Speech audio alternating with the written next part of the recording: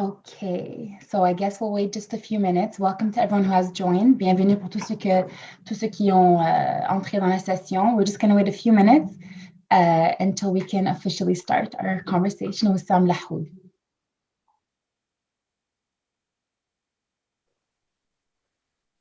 I'll just wait 30 seconds.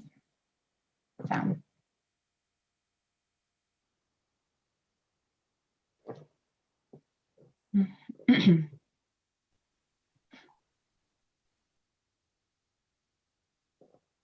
Okay, so we are live now on Facebook and on Zoom, and I will start, and hopefully people will enter as I go in. So good morning, good afternoon, and good evening to all our listeners all around the world. My name is Rita Houkayem, and it is a great honor for me to be a member of the Lebanese Film Festival in Canada, and to be moderating today's discussion on the social media revolution and the role of artists and filmmakers. I'm also honored that this seminar will be led by Sam Lahoud, a fellow friend and an expert in the world of cinema and the arts.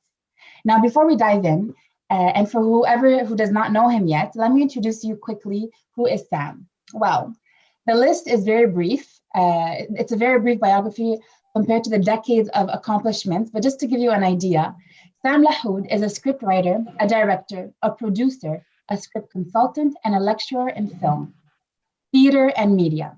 He started his career in film and theater in 1994, and since then, he has written, directed, and produced theater plays, films, and documentaries, which received many national and international recognitions and awards.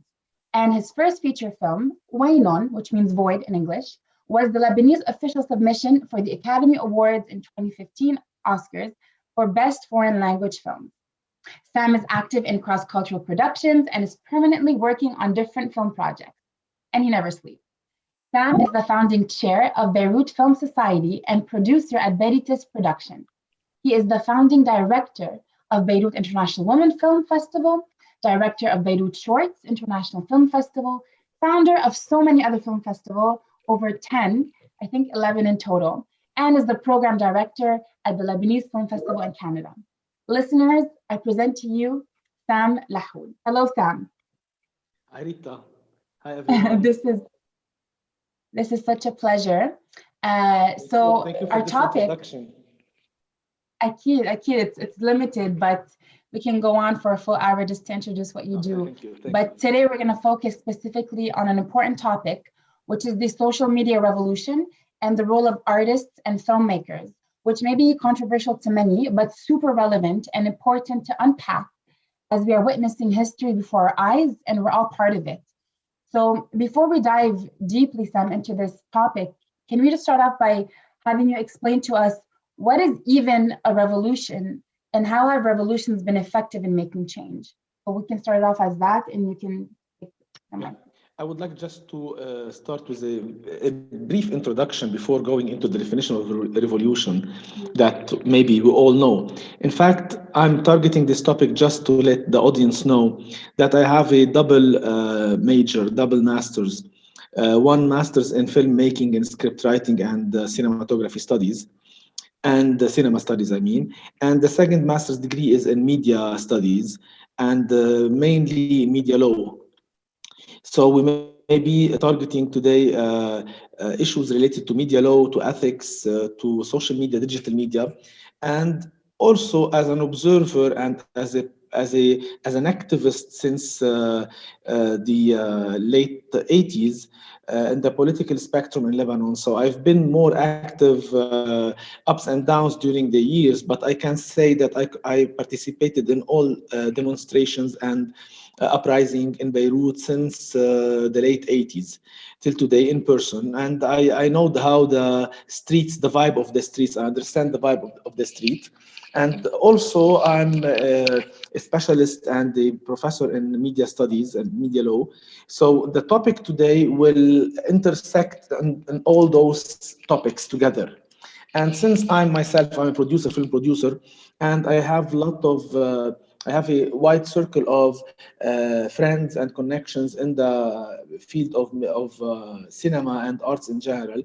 And as an observer, I noticed the involvement of artists in the October Revolution in Beirut.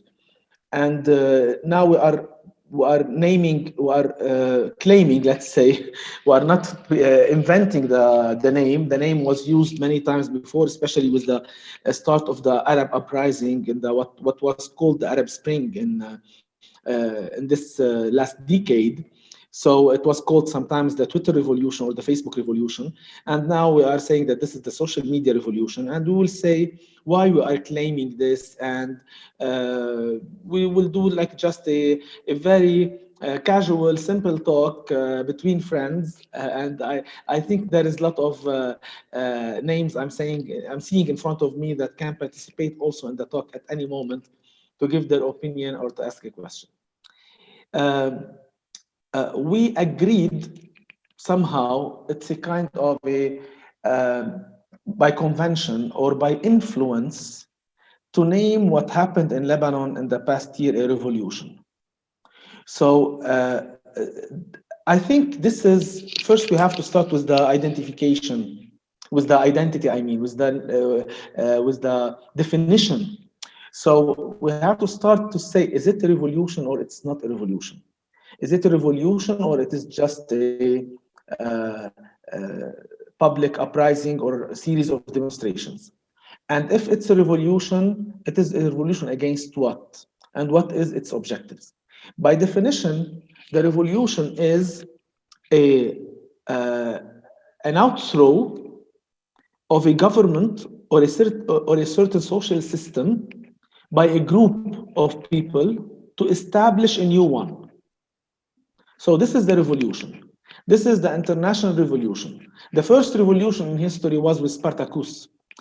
Spartacus was a gladiator and he wanted to change the system. So he revolted against the Roman Empire. He didn't succeed, but it is still a revolution. So reaching a successful result will not change the definition. So even if the revolution fails, it is still a revolution. However, today with the modern world, sometimes a revolution can be a social movement. So we can also, like we mentioned that industrial revolution. What is the industrial revolution? The machines didn't go on streets to change the system. It's just a shift in the paradigm of how the people think. Now we are having a revolution regarding the educational system in the world. We have a paradigm shift. We have a change in the model. So we used to go to the classroom and teach, and now we were obliged because of the pandemic to stay home and to give our classes. And for many of us, it was a new experience. And this is where we define, is it a revolution? Will it lead to a new system? Will it change the previous system? So this is the question that we want to identify. What happened in Lebanon on October 17, before even knowing what's happening on the streets, 3 TV stations were simultaneously naming this the revolution, and they started broadcasting that the revolution in Lebanon started. So it was somehow, it started with a hashtag, and it became suddenly, even before knowing what's happening, we were like just living our life normally until, not normally, of course, you know that Lebanon, you don't live normally in Lebanon at any moment. So, and suddenly there are 3 TV stations that are saying, mainly LBC, MTV, and UTV, that the revolution started. And the first time this was named or called a revolution was on TV, not by the people who are revolting. And since it was very random and spontaneous, all the first movements, so people, they started calling themselves Suwar or revolutionary. And we identified this event by a revolution because we named it so. However, is it revolution or not? This is debatable, especially in the Lebanese political spectrum. There is a big debate between youth themselves, between people from different regions, from different political background, if this is revolution or not, and against whom they are revolting, and what is the new system that they want to establish. So this is a big question. If we want to enter to debate this question, we'll go a lot into politics. So, however, our session is not about politics. It's about why is it called a social media revolution, and how artists and filmmakers were part of it and how they contributed in it in a way or another.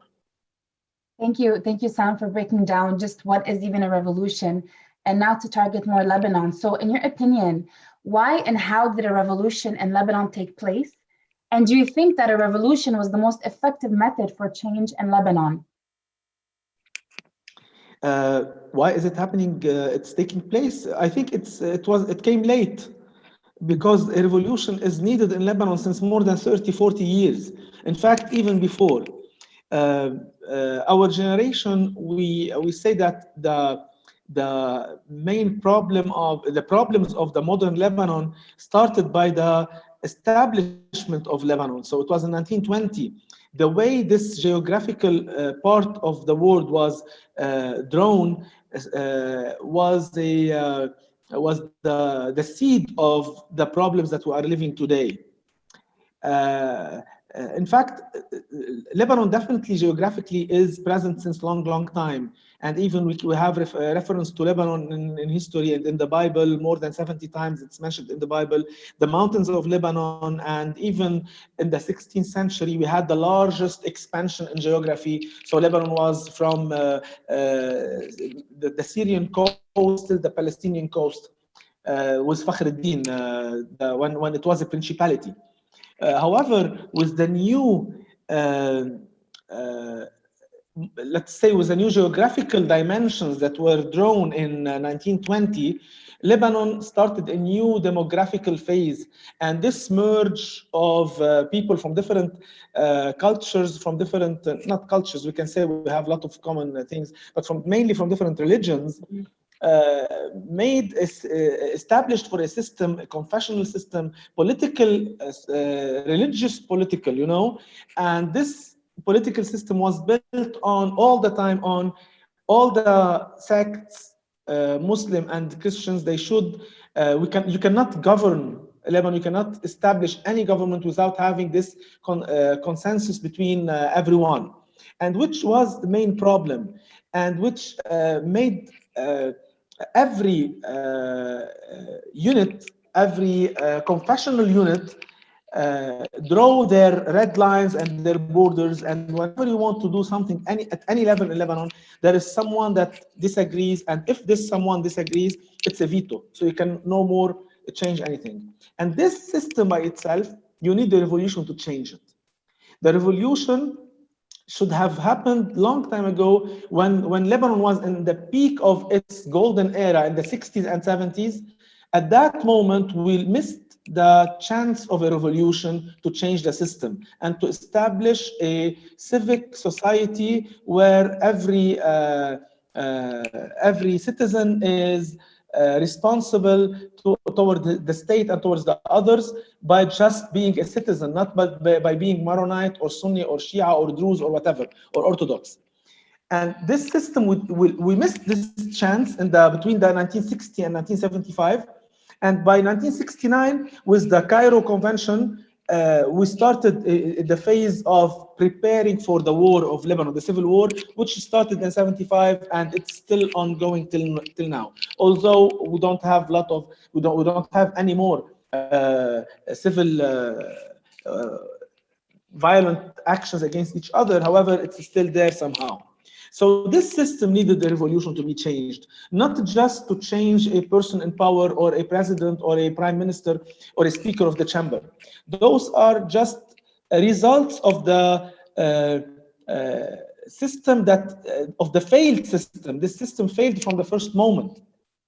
And definitely we need a revolution. However, with this taking into consideration and knowing and understanding the Lebanese system, the constitution, the political ground, we know, if we understand it well, we know that in Lebanon, no revolution, violent revolution, will reach any place unless it was done on a civic, laïque base.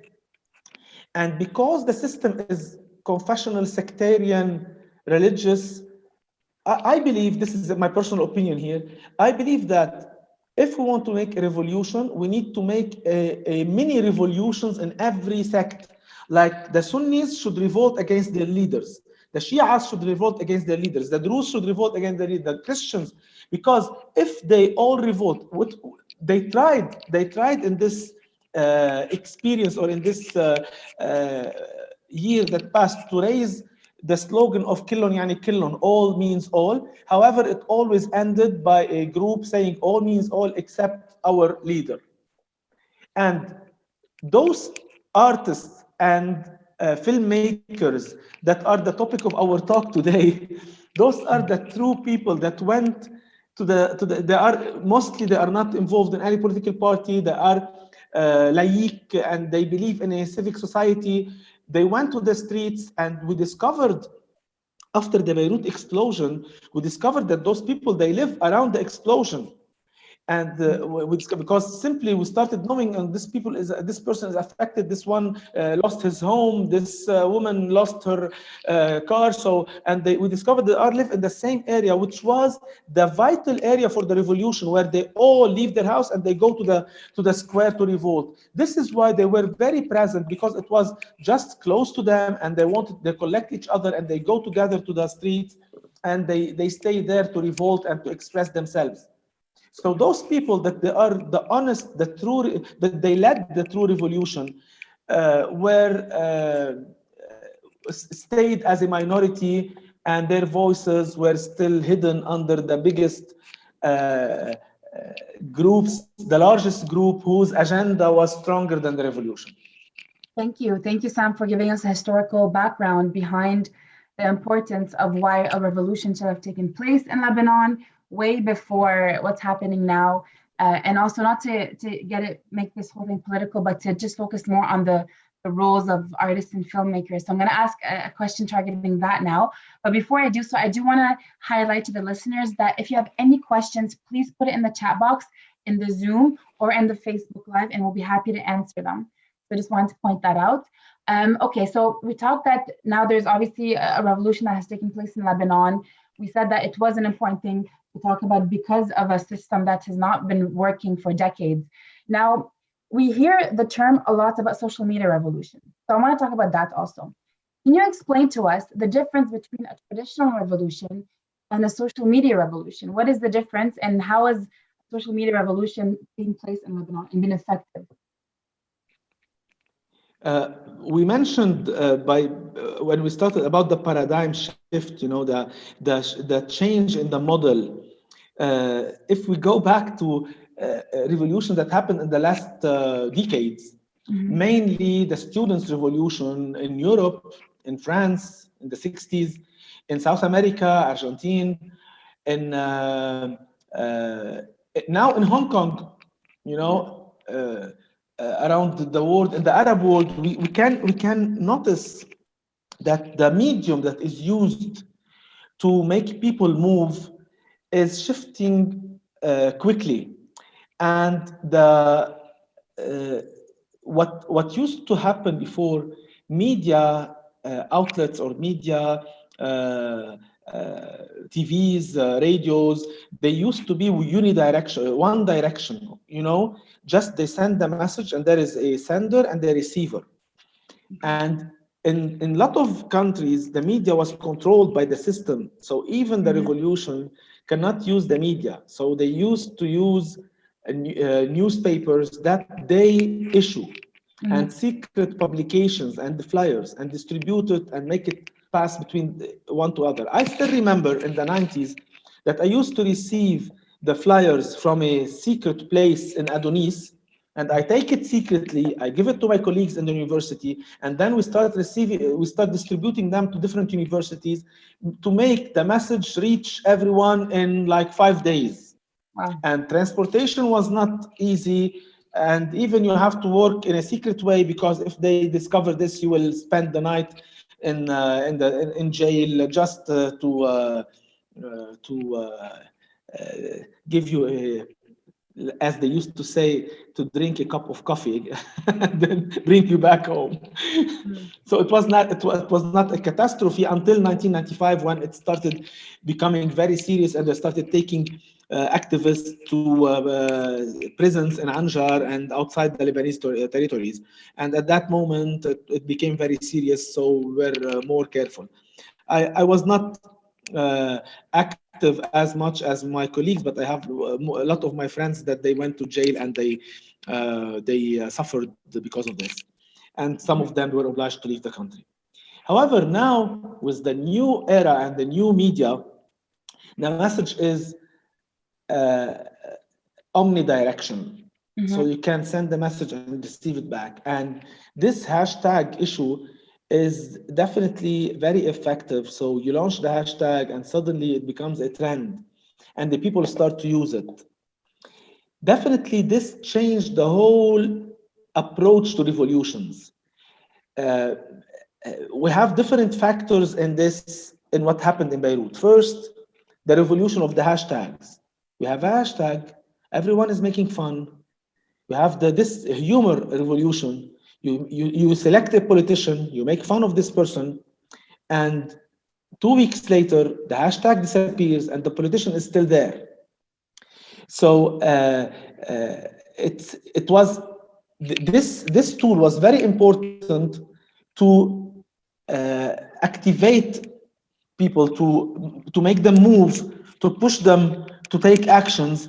However, it stayed on the mobile phone. It was not interpreted in real change.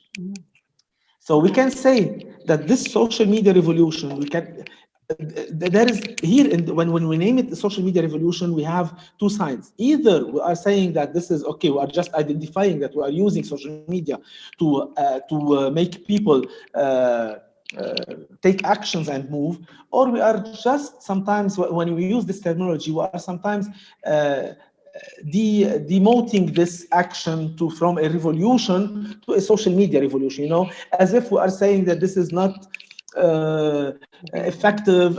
And in both cases, it can be right, because if we look at it from an objective, professional eye, we can say, yes, of course, the social media was very important in moving people and making them take actions. However, so far it didn't reach any result. Now we have many factors that can explain why we didn't reach the result. It's not just because it was social media. Maybe this is just an opinion. Maybe if the revolution had a certain leader or board of leaders that had clear demands and an alternative plan to govern the country, like an alternative government, with all this pressure from social media and from the activation campaigns that they used, maybe it would have been better than launching a leaderless revolution without any clear objectives or anyone to follow on those objectives, and just keep it on the level of social media. And this is why I think a lot of youth and young people, students, were disappointed with the result, because they went and they took this revolution on their shoulders and they stayed on the streets for days and nights. And then we discovered that those who are launching the hashtags, we don't know who they are, where they are hiding, how they are launching these campaigns, who is funding them, and why they are hiding instead of taking the lead and standing in the front lines and say, we are the new government and we want to take over this country. And here we will reach the objectives of the revolution, which is removing a system and taking over with a new system and establishing a new one. However, if you are hiding and we don't know who you are, this is very suspicious. Because you cannot imagine, Rita, how the hashtags were flying like the fire. And so we don't know who launched this hashtag, and even the jokes and the hashtags, they were ready before every moment. Like if the president is saying a speech, so at minute 10, there is the hashtags that are launched and they are shared across the country, and there are the jokes that are ready. And to a certain extent, that if you look, you say, okay, what's happening? Who's doing this? Mm-hmm. So if you are able to move all the streets like this and you are not present to lead them, it means you are manipulating them. You are not leading a revolution. And this is why for the majority of people my age and my surrounding, like we are among university professors, among people in the banking system and business, when we discuss, we say, "Oh, this is not serious. There is something fishy about it." So it is staying all the time on the level of launch a hashtag, make people go to the streets, block the road for hours, and then go back home. Okay. So you said two things that really struck to me where defining social media revolution, you said that it has two meanings, and that really struck with me. You said, in a way, social media revolution means that you are using social media to create a revolution. But in this case, in Lebanon's case, because it was leaderless, a lot of the results were not being positively effective, and a lot of ineffective action was taking place. And also, social media revolution, another definition that I understood was it's reducing it from the actual revolution. So taking these two definitions in mind, do you think that artists and filmmakers, they of course played a role in the revolution, but do you think they could be doing more because they're also considered as social media influencers? So how do you see the role of artists and filmmakers in the context of Lebanon's revolution?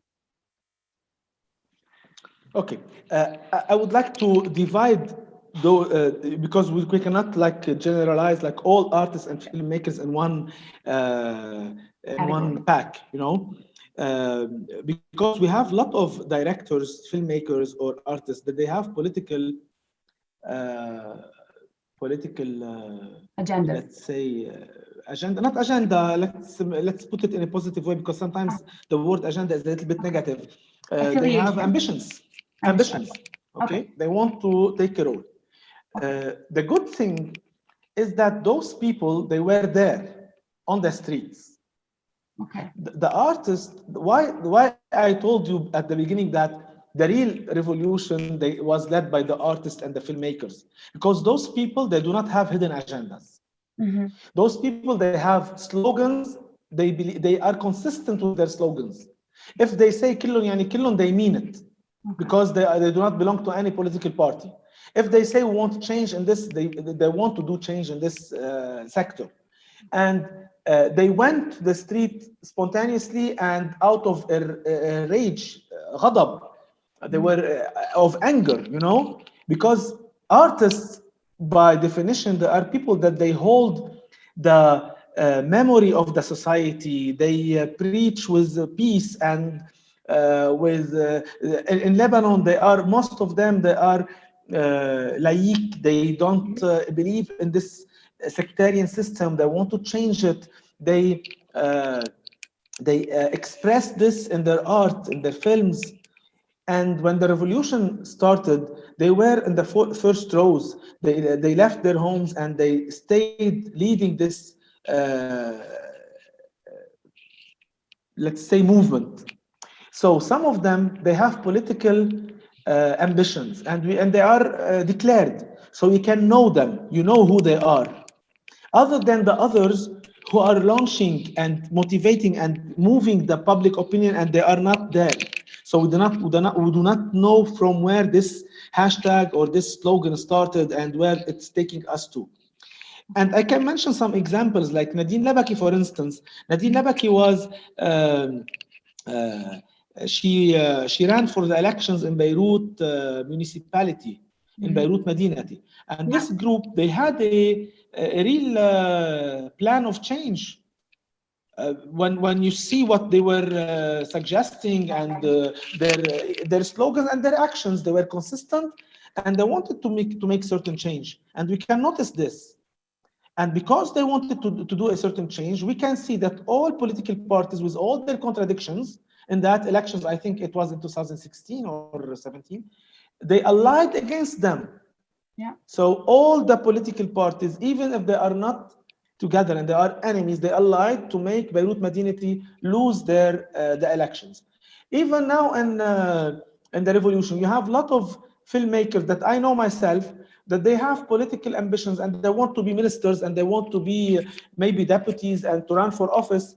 And this is positive. Why not? This is good if they can reach and if it can be elected. they at this moment they will do the change. There are some NGOs that they are also declared, they are there on the streets, and they have a clear agenda, clear program, and they are requesting change, and they know how to organize themselves. However, what happened in Lebanon is that all the political parties, they went to the streets, most of them, they went to the streets with the revolution, and they controlled the media and the social media. They have what is called the digital army. So the digital army, so every political party, they have a digital army. Okay, جيش الإلكتروني, electronic army. Okay. So the electronic army are thousands of accounts, thousands of accounts. Like if I'm a member in this army, I have 20 to 50 accounts, maybe 100 accounts. And then when we decide to launch a hashtag, we just distribute it on everyone and we make it a trend. And there is the designer who is ready to design a photo and make fun of something or ridiculize anything. And then we launch it. And here comes two things. There is the strategic and the random. So the strategic, on the strategy, there are those political parties or hidden individuals or groups, we don't know. They launched the slogan and they send it, distribute it to their electronic army, and then we will see how the random will help in spreading it. And what does this make? Like if you launch, like for instance, before the revolution, 2 days before the revolution started, in October 15 or 13, 14, they launched a slogan called لبنان يحترق, Lebanon is on fire, is burning, Lebanon is burning. So لبنان يحترق, and they launched with it at the same time a hashtag called العهد الفاشل, which means the failed I don't know, عهد regime, exactly, thank you. Somehow it's not regime literally, but it can describe this. So they launched those two hashtags and they linked them together, like لبنان يحترق. It was a regular, like every year we have fires in Lebanon the same week. Like this year it happened the same week because of the weather, because of corruption sometimes, of negligence, of people's mistakes, human mistakes, or even sometimes it's done on purpose. So we have fires that happens all the time. So they linked the fire, the hashtag لبنان يحترق, with the hashtag العهد الفاشل, and they said that Lebanon is burning because of this regime, and they prepared for the 17th of October. And it was a moment. In fact, I say again that this revolution is a little bit late. It should have happened before. However, those political parties, they went to the streets, they controlled the TV cameras, because I'm saying something that I know what I'm saying, it's something accurate. And I know it from people inside the political parties. So they send their people and they tell them, you have 5 to 10 persons, stay near all the cameras. So they stay near the cameras. And there is also the journalists, they want to do interviews. So whenever they turn, there is someone, so they talk. And those people, they have an agenda, they know what to say. So they manipulate the public opinion. And in parallel, the artists and the filmmakers and the NGOs, the civic NGOs, and those who are dreaming of a better country and who want to do a revolution, their voice was muted. So the media was controlled, the social media and the media was controlled by political parties that they are part of this regime since 40 years, and they were the princes of war. They destroyed Lebanon during the war. They robbed it during the peace period. They took advantage of all the system. They filled the Lebanon with corruption, and then they went to the street to do a revolution against who, I don't know. But their agenda was intersected just to achieve a certain political goal that they can use in elections or another place. Okay. So we have about 10 minutes left. I'm going to ask you about 2 more questions before we dive into the chat and see if anyone else has any more questions. you talked about the whole digital army thing, which I found very fascinating, and it shows how much it's easy to manipulate information and have followers easily fall into traps of believing things that might not be accurate. Now, to counter this digital army, do you think that artists and filmmakers have the power or a social responsibility because of the amount of influence to be able to shift the dialogue? Because they did their best, but how much can they continue to do? And it's not their, is it their job? Is it not their job? What is your thoughts on that? Do they stay Yeah, thank you. silent? Thank you for asking. This is really weird because even people with high influence like real directors and artists and musicians and they had the possibility to establish or to establish a counter argument and to make people enter into a real discussion around the system. Those people, their voices were muted.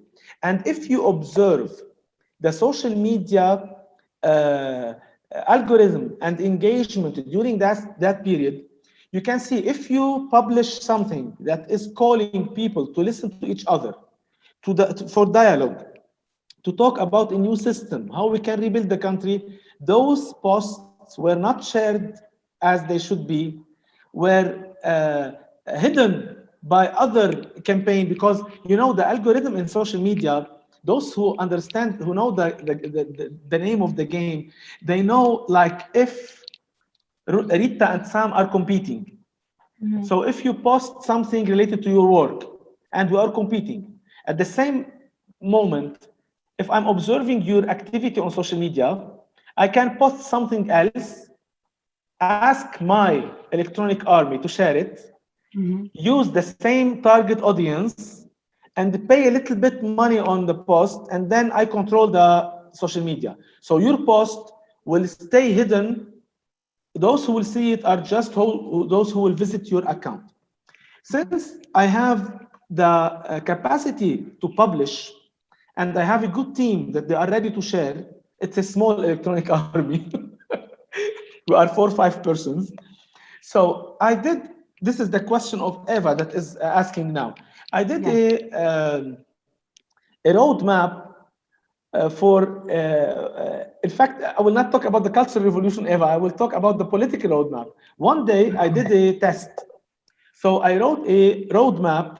I consulted a lot of friends and people in the political, because I know a lot of people, and also in the political and legal and constitutional thing.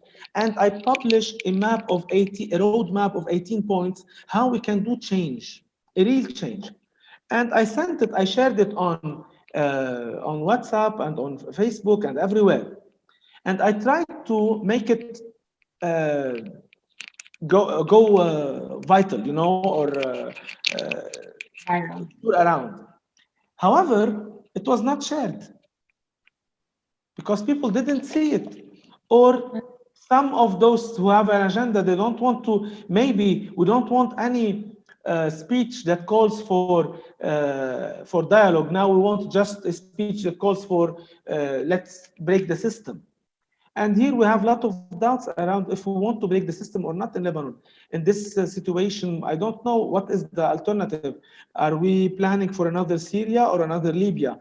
And this is very scary for Lebanese. At least it's legitimate. I may not believe it's the case, but it's legitimate for a lot of them. So whenever you post something, especially that it was totally controlled by social media. So it's not like I didn't go and call for a demonstration and launched a speech, and then we do like it was done traditionally in old times. So we say a speech in the square, and then we walk to the presidential palace. No, it's not that. It's just you have to call people and ask them to go to the streets and stand somewhere without knowing what to do. So we're just standing there. Okay, let's block the roads. Okay, and then By what's the next? issue. So the artists, they found at a certain moment they started withdrawing, and they found that their role is by doing their arts for the benefit of for the support of the revolution. So they did films about this. They broadcasted live how they saw things should be. They did paintings. they did sculptures, arts installation. So all this was beautiful. They did a chain. This chain from the north to the south, it was initiated by my friends. And home of Cine Jam, Muriel Abu Rous and Denise, they were very active in spreading for this activity. They are filmmakers and their films were at the Lebanese Film Festival in Canada. So we know them and we know their work, and they launched this activity. All those they also another group launched the dinner on Christmas or New Year. So all those initiatives, they were beautiful, and they gave this beautiful aspect of the revolution. However, they were not enough to spread this culture of love and culture of understanding between the Lebanese. And the real war that is happening on social media kept inviting people to reject each other, to refuse each other, to swear, to curse. So negative atmosphere against positive atmosphere, the social media went in favor for negative atmosphere. Like if I say, I will use just a very silly, simple example. If we do a test, just we try something. If we put on our social media platforms, any influencer, like any person who has enough number of followers and people who follow and share their opinion. If you put on social media during the revolution, if you put that we have to build a new Lebanon built on a civic society, okay, it will get engagement, but not as much as if you just curse one politician. If you put a joke or curse someone, it will be shared more than any constructive opinion. Okay, Sam, we have just 5 minutes left. Before I ask every one of the questions, I want to ask you one last question from my end. As users of social media, we're all users of social media. We're also all supporters of artists and filmmakers. How can we, especially not just the ones in Lebanon, but outside of Lebanon, like the Lebanese diaspora who have also had an impact in the revolution, how can we be more effective when it comes to the usage of social media, or when it comes to supporting the arts? Like, how can we be more effective? Because like you said, sharing these humorous posts or swearing against a politician, we understand people are frustrated and they're enraged, but it's not leading to results. How can we be effective and seeing a positive change? How can we do so as regular citizens, as regular people? I guess that while we are waiting for a serious possible alternative, because politics is the art of possible. It's not only just to we can build a lot of dreams and we can try every time, but if it's not possible to be achieved, why are we doing it?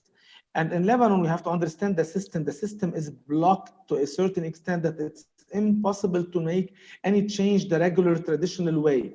And Lebanon needs, before everything, needs a very serious educational approach to educating youth on a civic society, on believing that the state is above all, the citizens are above all, not the sect or the religion or the politician. And this will take long period. And what we can do is that I invite everyone, either in the diaspora or even in Lebanon, do not share anything if you are not sure it's true, because rumors are another weapon in such situations. And we know that during this 1 year, I didn't prove through any story that we heard on social media, any story, any news. Everything that we heard and we shared ended up to be a lie or an invented news. Everything. Just name one thing that was shared and it was true. It was fact checked. And those news, they were shared by TV stations, by journalists that are very well known and should be credible. However, what Eva now is asking another question that I want to link it to what I'm saying now. She's saying that, what do you think about alternative media like Megaphone, Dalil Saura, etc.? Even those alternative new platforms that are mainly present on social media, I need to fact check what they are spreading. And also there is a term and there is an act in the Lebanese law, media law, that every TV station or radio station or every media platform, they should present to the National Council every 6 months a statement of account from where they are bringing the money and where they are paying it. So now, if we, and it should be public, like I call now, I want every platform to publish on their websites where they are bringing their funds and the source of money and where they are using it and how many people they are paying. So I want to know if a TV station is receiving 10 million US dollars from an embassy and they are not paying their staff. So this is called political money. So I want to know if they are if they have a certain agenda. So I don't know. It's very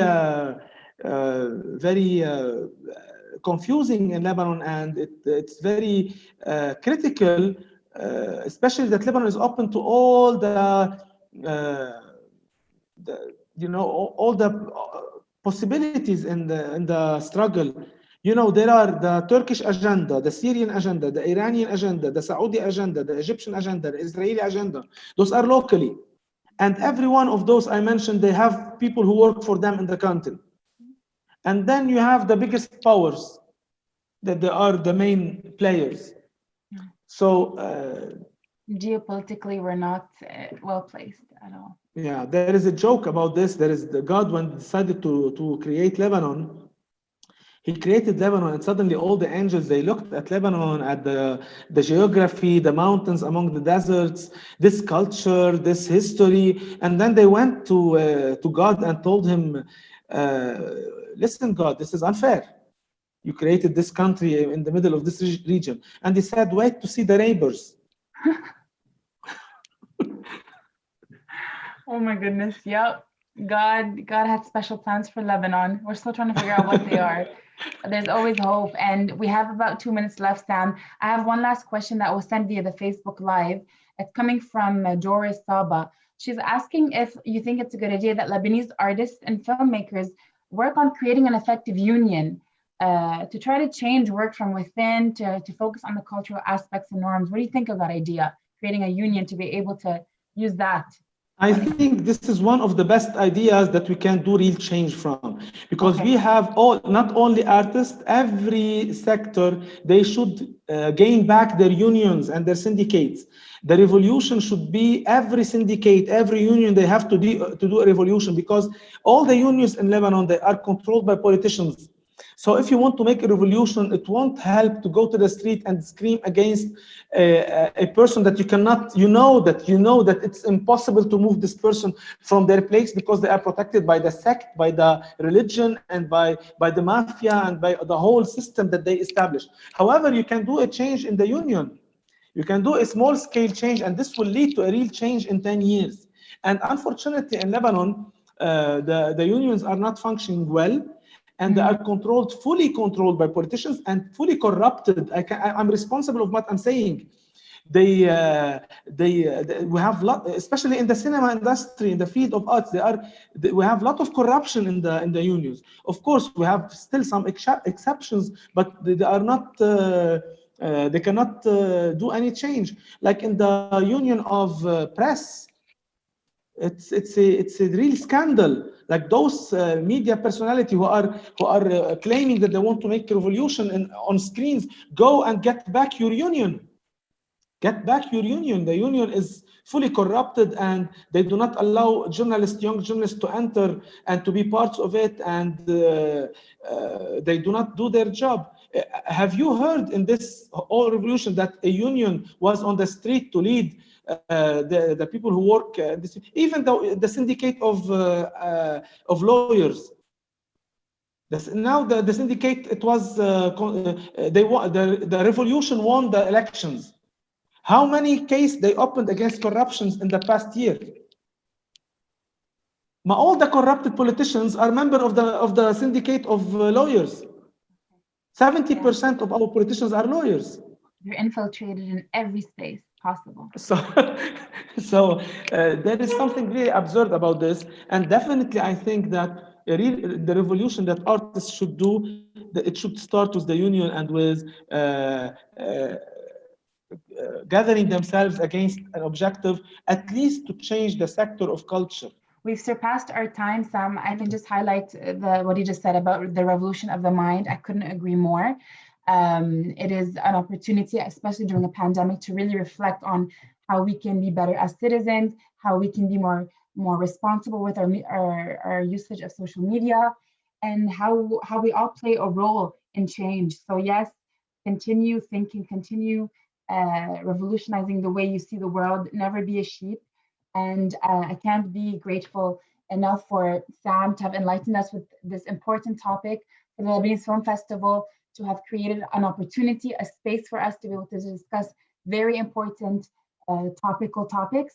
And I look forward to speaking with him next week. We have another session with Sam next week. We will keep you all posted. So in the meantime, keep enjoying all the movies, keep supporting Lebanese cinema, keep following the Lebanese Film Festival program, and we look forward to having you again. I would like to thank you all for being here, everyone. Corinne, Lina, Jose, Leila, Eva, Leonardo, those are in the Zoom call, and the others who are Celine, and those who are Hi Love, and I love. Berenice, and everyone who are following on Facebook. Thank you. I humbly thank you for dedicating time to listen to my little experience and my opinion.